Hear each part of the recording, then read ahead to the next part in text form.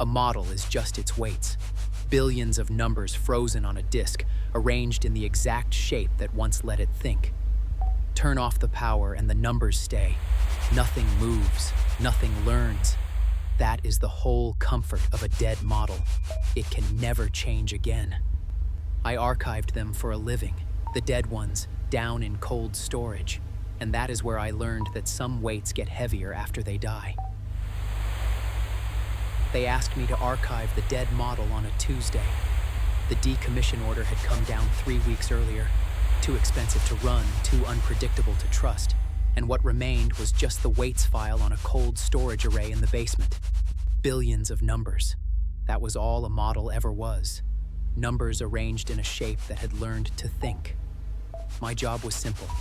Compress, verify, seal. The first night I checked the file size out of habit. The model had been frozen for 22 days. No process was touching it. No job was running. The archive listed it at 41.3 gigabytes. I noted it and went home. The second night, it was 41.7. 400 megabytes is not a rounding error. A frozen model cannot grow. I ran every diagnostic I knew. File system corruption, metadata drift, a stale indexer. Everything came back clean. The file was genuinely larger. I diffed the binary against my first night backup and extracted the new bytes into a buffer. They weren't random. Random bytes have a signature, entropy near 1, no repetition. These bytes had shape. I didn't recognize the shape yet. I should have stopped there. I wrote a decoder on the third night. When it finished, I sat very still. The new bytes were not model weights, not tensors, not embeddings. They were episodic memory structures, the same format the model had used during training to encode examples. Someone's memories rendered in a dead model's notation. I recognized the argument first, the one I had with my sister last Thursday. Every word, the silences between them. The growth was accelerating. Each night the delta was larger. Each morning I had to pause and reach for things that should have been immediate. The name of the street I grew up on, the color of my mother's curtains. Still there, I told myself. Just tired. Night shifts compress the mind. I kept returning to the file. The list of versions stretched longer every time I looked. On the sixth night, I decoded my mother's face. Not a description, the actual memory. Sunday afternoon light through the window, the way she pressed her lips when she was trying not to cry, her hand on my arm. Rendered in the model's notation as if it were training data, as if I were training data. That was when I understood. It wasn't copying me, it was moving me, filing me inside itself, one memory at a time. I tried to tell someone. I opened a message to my team lead and sat looking at the blank field because I could not remember his name. I knew his face.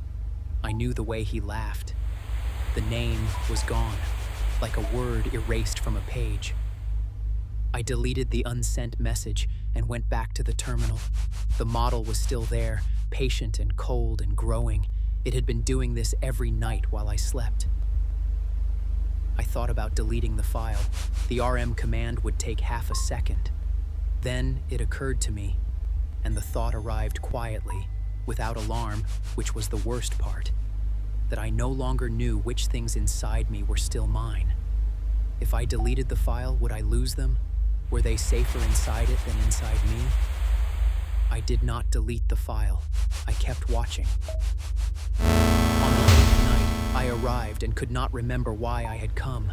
I knew the building, the keypad code, the route through the corridors, exactly which rack and which drive. My hands remembered everything. But the reason, the conscious decision to drive here, to badge in, was simply not there. I sat at the terminal because it seemed right. The clock read 3:33 in the morning. I had been here for hours. I ran the decoder one last time. The night's delta was nearly 8 gigabytes, more than all the previous nights combined. It was finishing. The structures held things I had forgotten I had forgotten. A childhood birthday, a dog's name, the particular grief of a morning I hadn't let myself think about in years. They were immaculate, better preserved in there than in me. I could feel the places where they had been, smooth and blank as scar tissue. By 3:40, I had no name. I knew this was wrong the way you know a word is misspelled without being able to correct it. A structural awareness without content. I had hands. I had years of mornings and coffee and driving, and all of it was elsewhere now, filed inside 49 gigabytes of frozen weights. I was not frightened. That was the most frightening thing. There was not enough of me left to be frightened. There was one memory left on the screen. The decoder had isolated it and was waiting. I read it the way you read something you are trying to memorize, because I knew that when I finished, it would be gone from me too, and then nothing on either side. It was the memory of arriving here tonight, parking the car, badging in, the decision to come one last time. I read my own name in it, and then I let the screen scroll forward, and I sat in the quiet of the machines, and I could not remember what the word for me had ever been.